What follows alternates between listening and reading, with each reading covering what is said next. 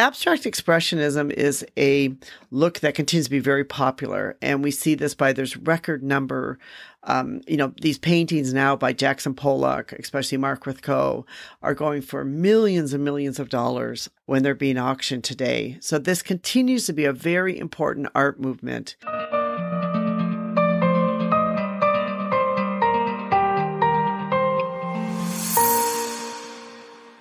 Hi, this is Anita from 5 Minutes with Art. Today I want to talk about one of my favorite art movements, which is Abstract Expressionism. Abstract Expressionism is an art that was developed in America by American painters in the 1940s and 50s. It is associated with the New York School art movement. But one of the most important things about Abstract Expressionism is it marked a change as the world's art center, changing from Paris and from Europe to New York City or to the United States. It is characterized by gestural strokes on the painting, and it has markings. And overall, this impression of spontaneity. What's interesting about the New York School movement is it's not really a school at all. It was just basically a group of artists that were, loosely formed group of artists that were in New York City at the time in the 1940s, the 50s, and to the 60s. And it was kind of this avant-garde art movement that was taking place then. It became coined by the artist Robert Motherwell. He's actually the one that actually coined the phrase Abstract Expressionism. Before that, it was kind of this group of artists that were sort of painting these paintings that were kind of similar, but at the same time were not similar. Some of the characteristics of Abstract Expressionism are, one is action painting. So when you think about action painting, most people think about the artist Jackson Pollock. You remember that Jackson Pollock would take the paint and he'd drip it. The canvas was lying down the floor and he'd drip and he'd throw the paint and he'd use, brush strokes to make these sort of random strokes with it. He would just, build the paint onto the canvas by, dripping, throwing, and layering, layer upon layer upon layer. So this was really like a change from the way art had been before. And even, the way he himself painted, where he, just sort of dripped and threw it onto the canvas itself. Another one was called the color field painting. That this is the second type of, when you talk about abstract expressionism, most people will talk about the action painting, and the other one is color field painting. And color field painting was a group that was led by Mark Rothko and Barnett Newman and Clifford Steele.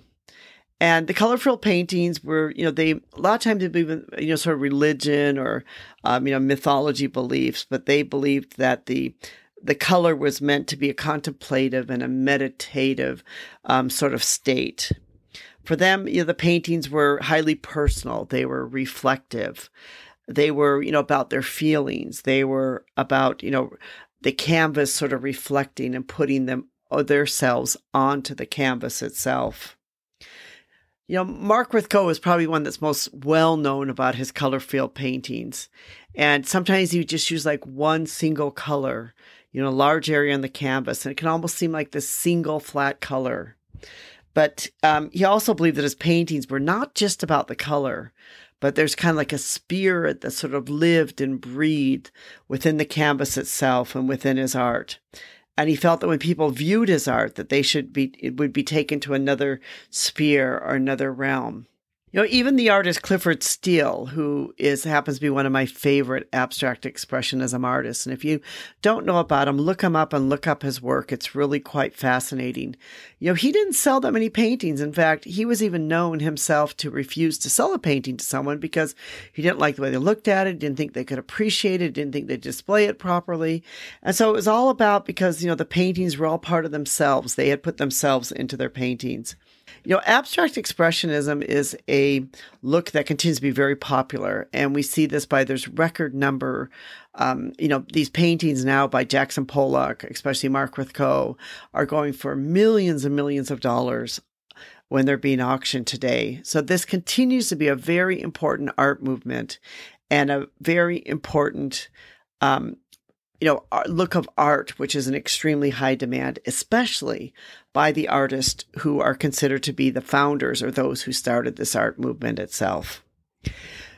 So if you get a chance, go to a Museum of Modern Art, or some of the other museums. If you're in Denver, check out the Clifford Steele Museum and go have a chance and opportunity to see some of these great paintings in person and see whether or not you feel that they actually do live and breathe. This is Anita from 5 Minutes with Art. If you'd like to find out more about Abstract Expressionism, we have a blog that we've written about it with Anita Louise Art, and we'll put a link below into our podcast about the blog. And we appreciate you listening. If you have any questions or comments, let us know. And we hope you'll subscribe and be part of our community. Thank you so much for listening.